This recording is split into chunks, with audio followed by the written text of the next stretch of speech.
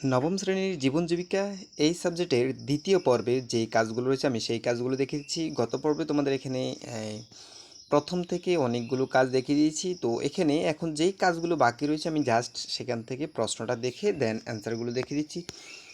প্রিয় শিক্ষার্থীরা, এখানে আমরা এখান থেকে শুরু করি। আমরা ঘ পর্যন্ত করেছিলাম, এখন আমরা এখানে এই দুইটা কাজ করব। তো প্রথমে এই কাজটি ব্যবসার জন্য আর্থিক বিশ্লেষণ, এই কাজটা করব আমাদের।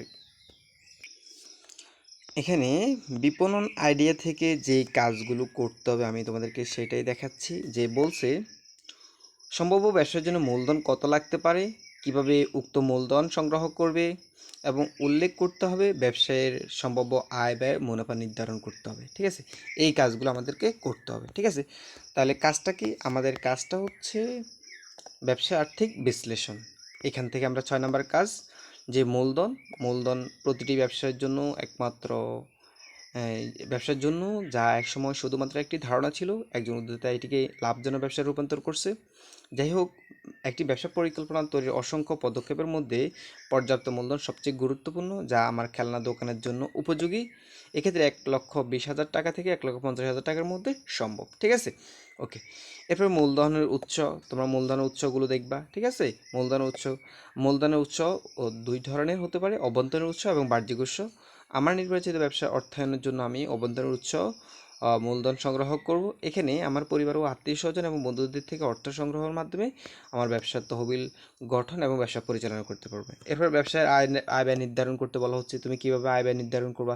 আমি দোকানে একটি খেলনার বিক্রয় মূল্য গণনা করব। ধরা যাক খরচগুলি হলো এভাবে, যে উৎপাদন খরচ বা কাঁচামাল ক্রয় খরচ 200 টাকা, শ্রম খরচ 400 টাকা, ওভারহেড খরচ হচ্ছে 300 টাকা, এখানে মোট খরচ হলো 1,000 টাকা। ঠিক আছে, তাহলে এখানে এবং লাভ 40%। তাহলে দেখো এখানে, তাহলে আমি নিম্নলিখিত সূত্র ব্যবহার করব। বিক্রয় মূল্য বের করার সাথে INR লিখে 1,000 গুণ এই যেভাবে দেখিয়েছি এই পদ্ধতি, আমরা খেলনার বিক্রয় মূল্য 1,1400 টাকা হবে। সুতরাং 1,400 টাকা থেকে আমার ক্রয় মূল্য যখন 1,000 টাকা খরচ যেটা ছিল সেটা বাদ দেওয়ার পরে কত টাকা থাকবে? 4,000 টাকা। তার মানে আমার খেলনার আয় ব্যয় নির্ধারণ করবো এইভাবে। ঠিক আছে, আচ্ছা, এরপরের কাজটা কি সেটা দেখবো। দেখো, এরপরে বলছিল আমাদেরকে বিপণন আইডিয়া ও গ্রাহক সেবা। এখান থেকে বলছে উৎপাদিত পণ্যের জন্য কি কি কৌশল অবলম্বন করা হবে। বিপণন আইডিয়া থাকলে সেটি উল্লেখ করতে হবে। কী ধরনের সুবিধা নিশ্চিত পরিকল্পনা করছে সেগুলো, সম্ভাব্য গ্রাহকের প্রতিক্রিয়া মোকাবেলায় কি কি কৌশল অবলম্বন করবে এবং গ্রাহকের সাথে জড়িত নতুন নতুন কোন কোন প্রযুক্তির সহায়তা নেবে এবং কি কি সুবিধা, এই বিষয়গুলো উল্লেখ করে তোমাকে বিপণন আইডিয়া ও গ্রাহক সেবা তৈরি করতে বলছে। তো দেখো আমরা এই কাজটাও দেখে নিচ্ছি। এই যে এখানে আমি জাস্ট পয়েন্ট, এই যে এখানে বিপণন আইডিয়া ও গ্রাহক সেবা, লক্ষ্য দর্শকদের শনাক্ত করা। এই যে এখানে দর্শকদের শনাক্ত করা, এই ব্যবসাটি প্রথমে পদক্ষেপ হলো লক্ষ্য দর্শকদের শনাক্ত করা। লক্ষ্য দর্শক হলো এমন একটি ব্যক্তি যারা ব্যবসায় পণ্য বা পরিষেবাগুলির জন্য সবচেয়ে বেশি আগ্রহী।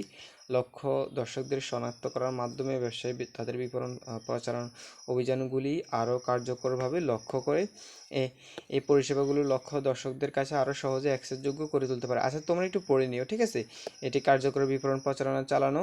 এরপরে দেখো, এরপর গ্রাহকের সাথে একটি ভালো সম্পর্ক গড়ে তোলা। এরপরে এই পয়েন্ট দিয়ে দিয়ে এগুলো লেখার চেষ্টা করবা। অনলাইন প্রযুক্তি, এরপরে গ্রাহকের প্রতিক্রিয়া মোকাবেলা।